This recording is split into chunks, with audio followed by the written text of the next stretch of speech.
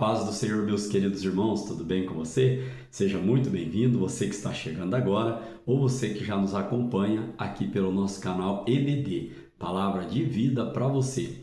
Nós estamos estudando neste primeiro trimestre de 2026, aqui pela classe dos adultos, a revista que tem o tema A Santíssima Trindade, o Deus único revelado em três pessoas eternas. Nesta oportunidade, estaremos estudando a lição de número 6. Quero aqui lembrar aos irmãos que as 5 lições anteriores estão postadas aqui no nosso canal em uma playlist chamada Trindade, amém? Então, irmãos, hoje a lição de número 6, ela tem como tema o Filho como o Verbo de Deus. E esta lição é para o dia 8 de fevereiro de 2026. Nós temos como texto áureo para a lição de hoje, João, capítulo 1, verso 14, que diz assim: E o Verbo se fez carne e habitou entre nós, e vimos a sua glória, como a glória do unigênito do Pai, cheio de graça e de verdade. Amém? Nós temos como verdade prática para a nossa lição de hoje: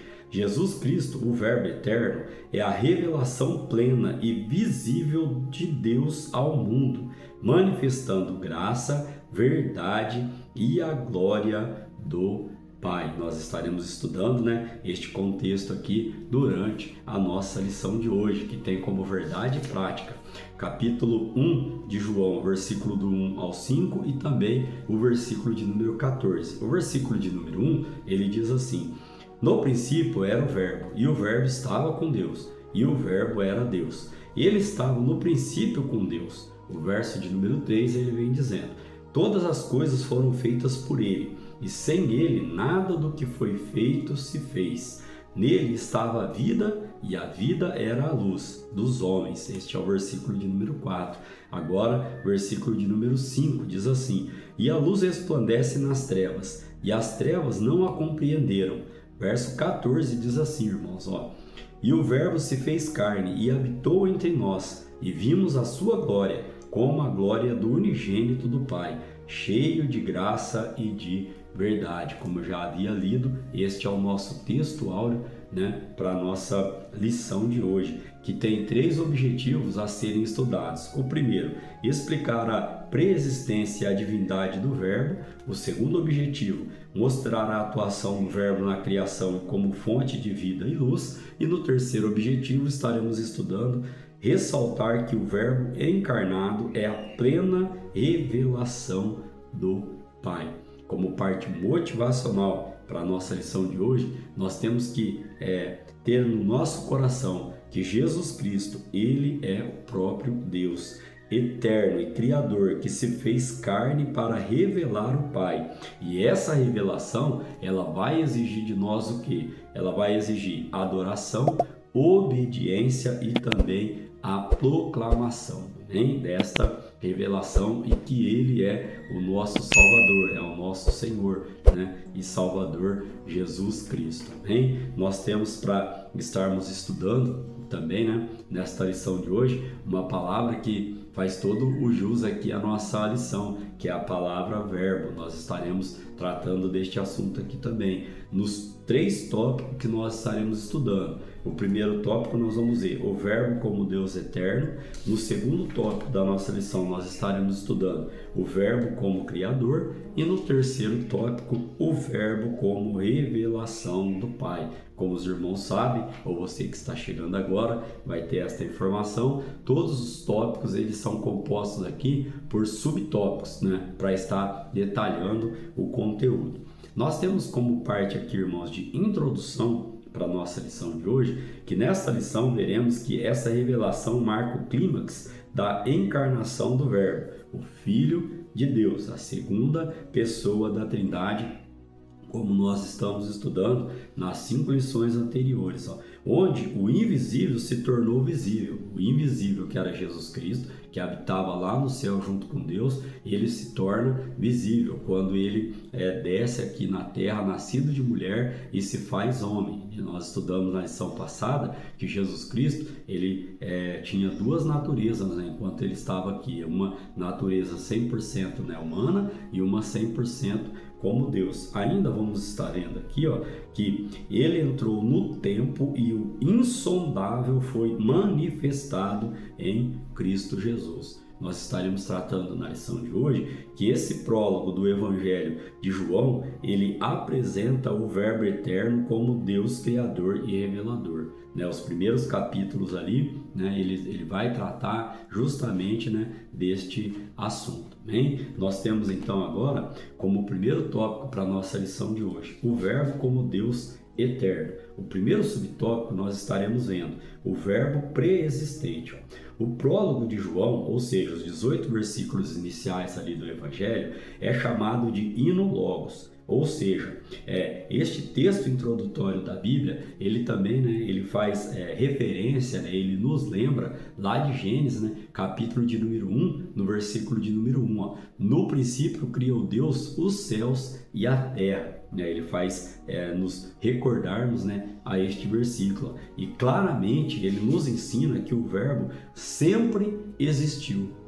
Não foi quando ele veio para a terra e nasceu de mulher. Não, ele sempre esteve à destra do Pai. Então, João apresenta o Logos como o próprio Deus eterno, Jesus Cristo, o Filho unigênito do Pai. Olha lá, João capítulo 3, o versículo de número 16, que nós consideramos o textuário da nossa Bíblia. Ele vem dizendo, porque Deus amou o mundo de tal maneira que deu seu Filho unigênito para que todo aquele que nele crê não pereça, mas tenha a vida eterna. Aqui então nós podemos finalizar este primeiro subtópico trazendo aos irmãos que antes de tudo que existe, o verbo já existia. Eu disse aos irmãos, Jesus ele não começou a existir em Belém, pois ele é eterno. A Bíblia vai dizer em Apocalipse capítulo 1, verso 8, se não me falha a memória, o verso 18, que verso 8, Eu sou o alfa, o ômega, o princípio e o fim, aquele que é, que era e que há de vir, o Todo-Poderoso, amém? Então ele já existia, sua existência não começou ali em Belém. Ainda Paulo escrevendo aos Colossenses no capítulo 1, no verso 17, ele diz assim, e ele é antes de todas as coisas, e todas as coisas subsistem por ele, amém? O subtópico de número 2, nós vamos estudar o verbo como pessoa distinta. Lá em João, capítulo de número 1, no versículo de número 1, que faz parte da nossa leitura bíblica em classe, nós lemos que no princípio era o verbo, e o verbo estava com Deus, e o verbo era Deus. Então vamos adentrar a este assunto. A expressão com Deus comunica relacionamento face a face, ou seja, comunhão pessoal e eterna entre o Verbo, que é o Filho, e Deus, que é o Pai. Indica uma distinção de pessoas dentro da unidade da Trindade. Nós já estudamos, em lições anteriores, Deus, primeira pessoa da Trindade, Jesus Cristo, segunda pessoa da Trindade, e o Espírito Santo, a terceira pessoa da Trindade. Aqui, nós ainda podemos destacar a primeira de João, capítulo 5, no versículo 7, que diz assim, porque 3 são os que testificam no céu, o Pai, a Palavra e o Espírito Santo, e estes 3 são um. Então, dando sequência aqui na nossa lição, caminharemos agora para o subtópico de número 3, onde vai dizer, o verbo é da mesma essência do Pai. Nós já vimos aqui através da palavra do Senhor que João, ele revela que o verbo era Deus. Lá em João, capítulo 1, no versículo de número 1, que eu acabei de fazer menção aqui aos irmãos. Então, João esclarece que o verbo compartilha da mesma essência divina. Olha o que diz, João capítulo 10, 30, versículo muito conhecido, Eu e o Pai somos um. Ainda podemos trazer que o verbo, ou seja, Jesus Cristo, ele é igual, Ele é como o Pai, ou seja, ele é eterno, ele é criador. E lá Paulo, na carta do apóstolo Paulo aos Colossenses, capítulo 1, versículo 15, depois Colossenses, capítulo 2, verso 9, olha o que Paulo vem verbalizando a nós, o qual é a imagem do Deus invisível e o primogênito de toda a criação. E lá em Colossenses ainda, capítulo 2, verso 9, Paulo escreve assim, ó, porque nele habita corporalmente toda a plenitude da divindade, né? Lembrando aos irmãos que as nossas lições bíblicas aqui, elas estão, né, pautadas, norteadas pela palavra do Senhor. Então, neste primeiro tópico que nós acabamos de estudar sobre o Verbo como Deus eterno, nós temos como resumo: o Verbo é eterno, distinto do Pai e da mesma essência divina, plenamente Deus. Amém? Vamos caminhar agora para o tópico de número 2, onde nós estaremos estudando o Verbo como Criador. Aqui o primeiro subtópico, o agente da criação. A doutrina de Deus como Criador possui fundamentos tanto no Antigo Testamento, vamos estar dando uma lidinha lá em Salmos, de número 33, do verso 6, diz assim, ó, pela palavra do Senhor foram feitos os céus, e todo o exército deles pelo Espírito da sua boca. Ainda, lá em Isaías capítulo 45, no versículo 12, para embasar, né, o que nós acabamos aqui de dizer aos irmãos, que esta doutrina tem fundamento tanto no Antigo como no Novo Testamento, Isaías 45, verso 12, diz assim, ó, eu fiz a terra e criei nela o homem, eu o fiz, as minhas mãos estenderam os céus, e a todos os seus exércitos dei as minhas ordens. Amém?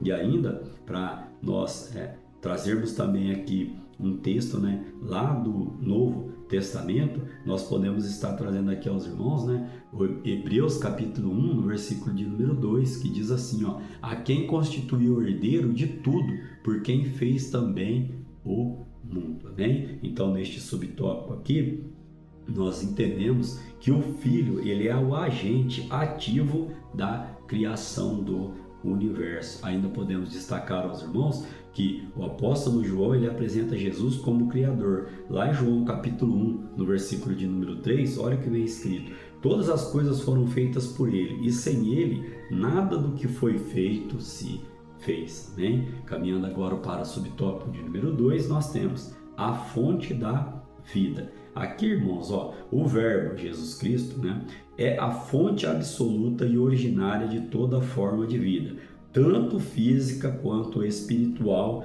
e eterna. João capítulo 3, o verso 36 diz assim, ó, aquele que crê no Filho tem a vida eterna, mas aquele que não crê no Filho não verá a vida, mas a ira de Deus sobre ele permanece, né? Então, podemos trazer aqui aos irmãos que, ainda se tratando deste assunto de Jesus Cristo como a fonte da vida, a vida eterna é imutável, que está no Pai e está igualmente no Filho, apontando para a mesma essência entre as pessoas da Trindade. Nós já lemos João capítulo 10, verso 30, onde Jesus declara, eu e o Pai somos um. Ainda em João capítulo 14, no verso de número 9, diz assim, ó, disse-lhe Jesus, estou há tanto tempo convosco e não me tendes conhecido, Filipe? Quem me vê a mim, vê o Pai. E como dizes tu, mostra-nos o Pai? Caminhando agora para o subtópico de número 3, nós temos a luz dos homens.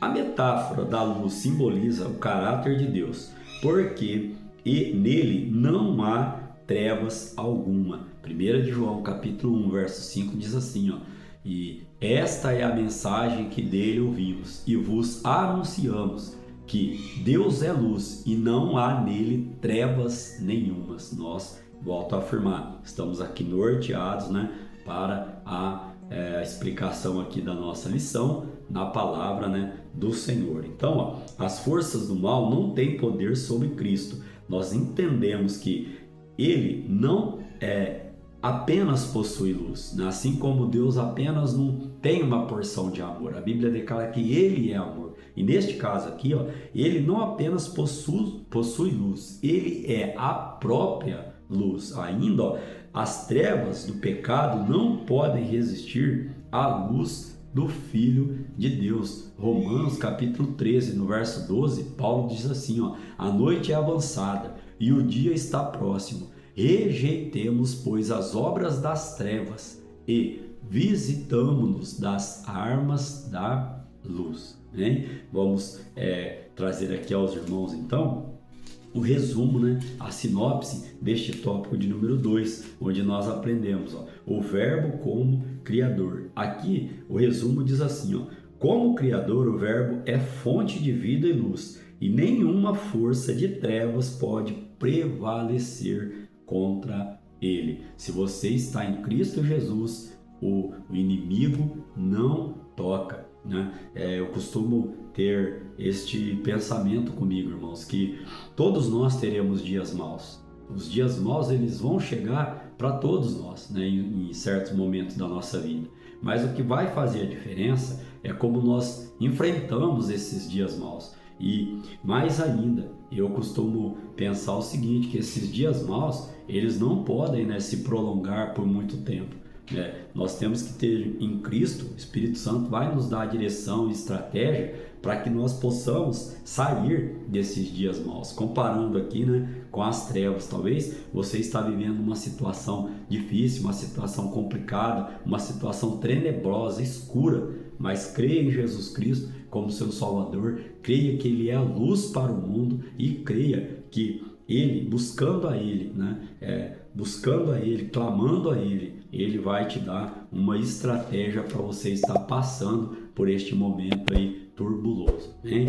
Nós estaremos agora caminhando para o tópico de número 3, onde vai dizer o verbo como revelação do Pai. Aqui nós também temos os 3 subtópicos para estarmos estudando. O primeiro, a encarnação do verbo.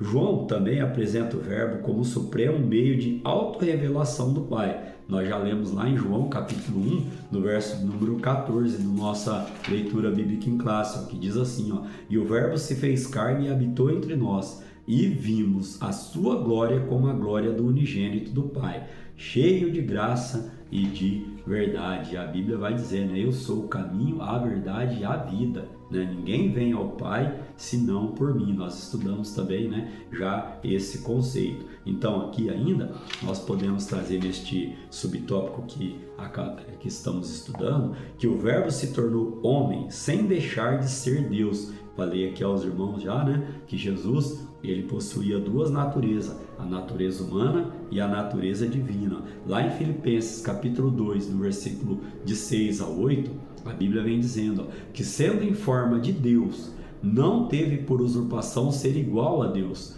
mas fez-se a si mesmo de nenhuma reputação, tomando a forma de servo, fazendo-se semelhante aos homens, e achado na forma de homem, humilhou-se a si mesmo, sendo obediente até a morte e morte de cruz.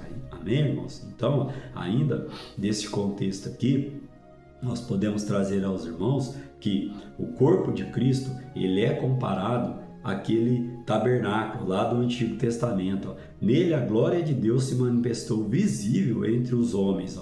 Então, nós podemos entender e trazer aqui aos irmãos que João, ele revela a união hipostática das 2 naturezas do Filho, divina e humana. Ele é o Emanuel, o Deus conosco. Mateus capítulo 1, verso 23 diz assim, e eis que a Virgem conceberá e dará à luz um filho, e chamarão seu nome Emanuel, que traduzido é Deus conosco. Então nós lemos um texto onde, né, a Bíblia revela Jesus Cristo aqui sendo ali nascido de mulher, né, Mateus capítulo 1, verso 23, e também lemos lá o apóstolo Paulo escrevendo aos Filipenses no capítulo 2, no verso 6 a 8, que tendo, né, a forma de Deus, não teve por usurpação ser igual a Deus, né, e fez-se, né, e achado na forma de homem, ele humilhou-se a si mesmo. Então as 2 naturezas aqui de Jesus Cristo, né, uma união hipostática, né? O segundo subtópico aqui, ele vem trazendo a plenitude da graça e da verdade. Aqui, em João capítulo 1, verso 14, que nós lemos, né, esta palavra glória, ela remete ao conceito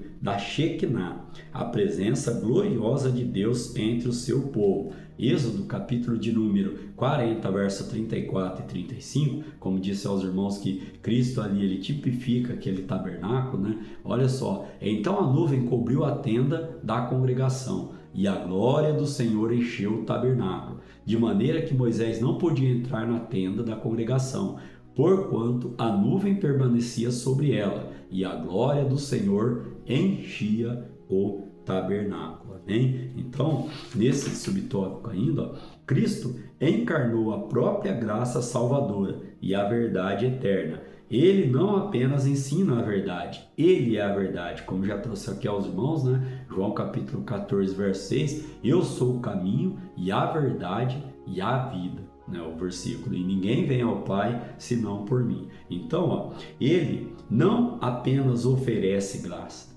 ele é a plenitude da graça de Deus, uma provisão contínua que se manifestou salvadora a todos os homens. O apóstolo Paulo, escrevendo a Tito no capítulo 2, no verso 11, ele diz assim, porque a graça salvadora de Deus se há manifestado a todos os homens. Amém? Caminhando agora para o nosso subtópico de número 3, estaremos estudando o revelador do Deus invisível. No último versículo de seu prólogo, né, os 18 primeiros versículos ali do capítulo, João afirma, Deus nunca foi visto por alguém. O Filho unigênito que está no seio do Pai, esse o fez conhecer. João capítulo 1, verso 18, o último versículo ali daquele prólogo. Deus nunca foi visto por alguém. O Filho unigênito que está no seio do Pai, esse o revelou. Acabamos de declarar aqui João capítulo 1, no versículo número 18. Então, a Cristo, o Filho, é da mesma substância do Pai, como nós já estudamos.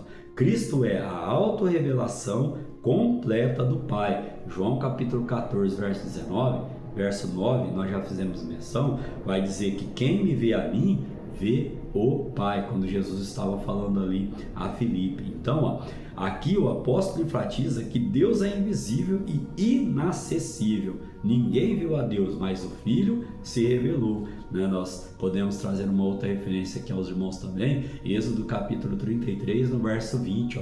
E disse mais, não poderás ver a minha face, porquanto homem nenhum verá a minha face e viverá. Aqui trazendo, né, o conceito de que a Deus ninguém viu, mas o seu Filho se revelou.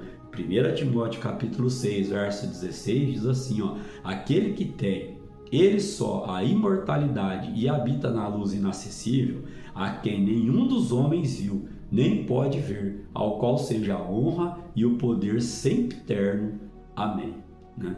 Então, neste conceito aqui que estamos estudando, vamos caminhar para o resumo deste tópico de número 3, onde nós aprendemos que o Verbo como revelação do Pai. Então, o resumo diz assim, o Verbo encarnado revela de forma plena o Pai, manifestando graça e verdade. Caminhando agora para a conclusão da nossa lição de hoje, nós temos que Jesus Cristo é o Deus unigênito que revela o Pai. Ainda podemos trazer que a encarnação do Verbo não é apenas uma doutrina essencial da fé cristã, mas também um chamado à adoração e à proclamação daquele que é a imagem visível do Deus invisível. Então, que cada um de nós possamos reconhecer que Cristo, reconhecer e conhecer, né, a Cristo, que é o próprio Deus, e proclamar esta verdade,